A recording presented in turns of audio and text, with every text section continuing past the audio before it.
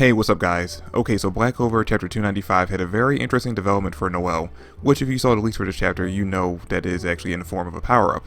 But the unfortunate thing about this power-up, or the kinda unfortunate thing, is that just like how it was for Magna when it's fighting against Dante, this brand new power-up or brand new power that Noel achieved might not be something that she actually gets to keep permanently. Okay, so getting into the chapter, we pick up where the last chapter left off, which I did not do a review for because I didn't have time to, but basically you already read the chapter, you already know that the ending of the last week's chapter was that Lord Pachika, who was being controlled by Veronica, was fighting off against Real and Charlotte. And at the end of the last chapter, Charlotte got caught in a trap made by Veronica, and at the end of the chapter we had Gajah and Noel show up to basically stop Veronica and Lord Pachika from killing off Charlotte. Now, the chapter picks up where that scene leaves off with Charlotte fighting off against, or with not Charlotte, with Noel fighting off against Veronica, and Gajah trying to calm down Lord Pachika, or at least pin her down so that she can't do any more harm. But getting into the fight between Veronica and Noel, out of the 3 rematches that we were supposed to be getting, this is the revenge match that I wanted the most. Because when it came down to it, I wasn't that interested in a fight between Asta and Dante, just because Asta had already technically won that fight. But the fact that Noel's original fight against Veronica was so close that she almost ended up mortally wounding Veronica at the end of the fight, if it wasn't for the last minute intervention of Megakula, that actually had me even more excited by the idea of them two fighting again, especially now that Noel has ultimate magic. Plus, there's also the fact that Noel's mom was actually killed directly by Veronica and Megakula, so out of all 3 fights, she would be the one that would be most invested in seeing get revenge. Now obviously the same thing could be said for Yuno, because his parents were killed by each member of the Dark Triad, but Yuno didn't really have a connection to his parents, so he's not really here out for revenge against them. He's mostly out for revenge against what happened to his squad members and the fact that Captain Vengeance was actually kidnapped. Now we have some banter back and forth between Veronica and Noel, where it's basically just Veronica showing how excited she is by the idea of having a rematch against Noel, because the last time they fought, like I said, it did actually end up coming down to be a very close fight, with Noel almost mortally wounding Veronica if it wasn't for the last minute intervention from Megakula. And you can see that on the other hand, Noel is very much not interested in having a cordial conversation with Veronica or having any type of fun. She is here for one reason and one reason only: to defeat Veronica. And I guess there's actually 2 reasons: to defeat Veronica and save Lord Pachika, who she is very displeased with the fact that Veronica is using as basically a puppet. And then we cut over to a flashback where we actually head back over to Noel's training in Elysia when she's talking directly to Dryad. And we end up finding out that not only did Noel end up learning ultimate magic while she was there, she also ended up finding out that she's actually someone who's capable of learning spirit dive by having connection to a spirit. And this is when we actually get the big reveal that apparently after the fight with Veronica, Undyne, who was weakened and lost her connection to Lord Pachika, ended up hiding inside Noel's grimoire. And we end up finding out about something called Sanctuary, or at least that's what the fan translation calls it. We'll have to wait until the Viz translation comes out to get the official translation of what this brand new ability is. But apparently, those who actually have spirits connected to them or contracted by spirits have the ability to do Spirit Dive, which is obviously what we've seen Yuno use up until now. And by doing Spirit Dive, this gives them the ability of something called Sanctuary, which I guess is basically having a holy effect on your magic, which gives them the added bonus of fighting off against devils. And this was actually a really cool reveal, finding out that through Sanctuary, adding a holy effect to whatever magical element you have, this gives you the advantage in fighting against devils. But then it brought up the question in my head: why didn't Yuno have this ability back when they were fighting against the Gred? Because you would imagine that since Belle is one of the 4 great spirits, she would have knowledge of this ability, and considering that she was aware that they were fighting off against a devil, she would have gave Yuno access to the power of Sanctuary. But during that fight, he did not have access to it. He was basically just there as a way to stop Zegred's attacks, leaving most of the damage to be dealt by Asta and Yami. And story-wise, the only reason I can think of as to why Yuno didn't have access to Sanctuary back then is because there's probably a certain level of power that you have to have in order to be able to achieve that ability, and Yuno probably just was not strong enough at the current time in order to do it. But anyway, getting back to the flashback, we actually have this kind of funny scene where Noel and Undyne are actually kind of bad-mouthing each other, basically talking shit, where the 2 of them kind of say that they don't really want to partner up with each other. And during their conversation, we actually end up finding out the backstory of Undyne, of how she ended up becoming the protector of the Heart Kingdom. So basically, she ended up meeting the first queen of the Heart Kingdom, and the 2 of them actually were very much like-minded, so they decided to work together to become the protectors of the kingdom. And then eventually she just got passed down from queen to queen, her contract going on to the next one after the next one, until eventually Lord Pachika was born.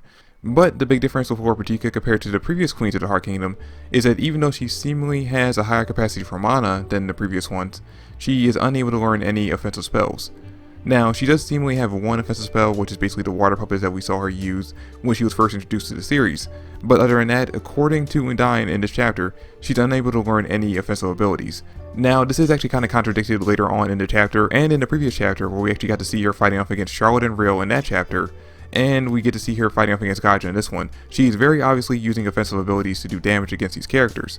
And even if those attacks aren't actually magic spells, which is Lord Pratika manipulating water to attack her opponents with, it does show that she actually does have the capability of going on the offensive. So it does call into question why Undyne would say that she is incapable of learning offensive magic. And I think it just comes down to what she says in the next line during her flashback, which is basically that Lord Pratika is just too kind. We do know that the magic spells that you learn aren't premeditated. They're basically just kind of spells you learn based on your heart, the type of character you are. Like, for example, back when Noel didn't know any magic spells and couldn't really control her magic at all, the first spell she learned was Dragon's Cradle, and that's because she had the desire to be useful in the fight against the opponents they were currently fighting against and protect the children that were in danger. And we've seen plenty of times where characters will learn brand new spells, mostly when it comes to Noel in fact, but they would learn brand new techniques and spells that were around their desires to help out in the fight or become stronger. But Lord Pratika is such a kind character that she does not desire the abilities to go on the offensive. She just wants abilities that allow her to help people. So she's more of a support person because of that. And I guess you could actually make the same argument when it comes to Finral. Finral has never really wanted to be someone who can actually attack people. He just kind of wanted to help out and be a support character for his friends. And even though normally Undyne should see Lord Pratika's level of kindness as a weakness for someone of her status as the queen of the Heart Kingdom who's supposed to be the protector, yet she cannot achieve the level of sanctuary like the previous queens did, due to the fact that she was such a kind character, Undyne gained a motherly affection toward Lord Pratika, which we can kind of infer from the way she talked about the previous queens that she didn't have. With the previous ones, it seemed like they were basically just more along the lines of partners, but when it came to Lord Pratika, she actually did take on a motherly affection to her, which we've clearly seen since her introduction. The way the two of them interact with each other is more along the lines of a mother and daughter than two partners. And personally, I feel like more than anything, seeing this motherly affection that Undyne has for Lord Pratika was the reason why Noel was so eager to team up with her in order to save Lord Pratika from Veronica. Now, this does bring up the question that now that Noel has this Valkyrie dress sanctuary, Spirit Dive, what's going to end up happening after this arc? Because once Lord Pratika gets saved and they defeat Veronica, more than likely, Lord Pratika and Undyne are going to go back to the Heart Kingdom. The connection the two of them have is too strong for Undyne to separate from Lord Pratika at this point to stay permanently contracted to Noel. So obviously, by the end of this arc, Noel's going to end up losing this brand new transformation. Now, in most Shonen Jump series, there's three main characters who usually stay around relatively the same level of strength, with obviously the main character being the strongest of the three, but the other two usually stay very close to him in strength. Those characters obviously being in, Boku no Hero Academia, Deku, Bakugo, and Todoroki. In One Piece, it's Luffy, Zoro, and Sanji. In Naruto, it was Naruto, Sasuke, and Sakura. And in Black Clover, those three main characters who will get the most focus and the most power-ups are very obviously Asta, Yuno, and Noel. This is a role that Tabata's done a pretty good job throughout the series, basically keeping track of. Because even though Asta had the advantage of having Libe, and Yuno obviously had Bell, Noel, through her own effort and hard work, has relatively kept up with them in strength. But now we have this brand new arc where we have all three characters getting brand new transformations into power-ups, but only Asta and Yuno have permanent ones, considering the fact that Noel most likely will end up losing Undyne by the end of this arc. So it calls into question what is going to happen for her in order to stay in that power level scale of those two characters. And I think it comes down to two possibilities.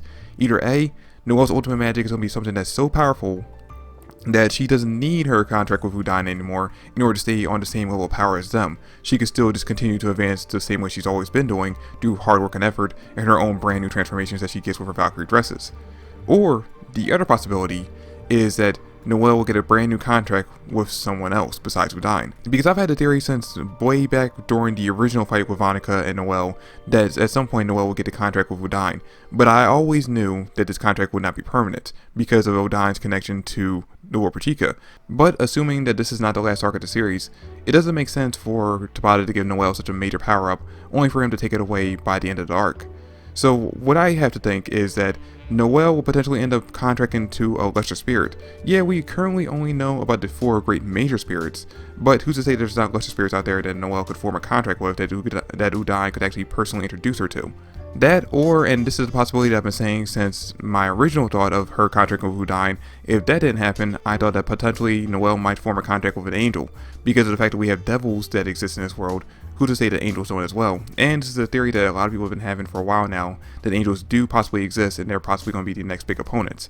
But if they're not, we could end up seeing Noel forming a contract with either a lesser spirit or an angel as a way to keep her brand new Valkyrie dress. But anyway guys, that's pretty much it for the chapter. The only real other thing to talk about is the fact that during Noel's speech at the end of the chapter about how mad she is at Veronica for doing what she did to Lord Bertica, we get to see that even though Lord Bertica is being controlled by Veronica, she is crying through the fight. So she's very much awake and aware of what she's doing, which was very heartbreaking to see.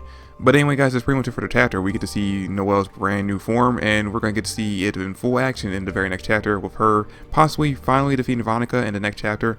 And that's pretty much it. That's it for the video guys. Thanks for watching. Let me know in the comment section down below what you thought about the things I had to say for this video. Thanks again, and I'll catch you guys in the next one. Peace.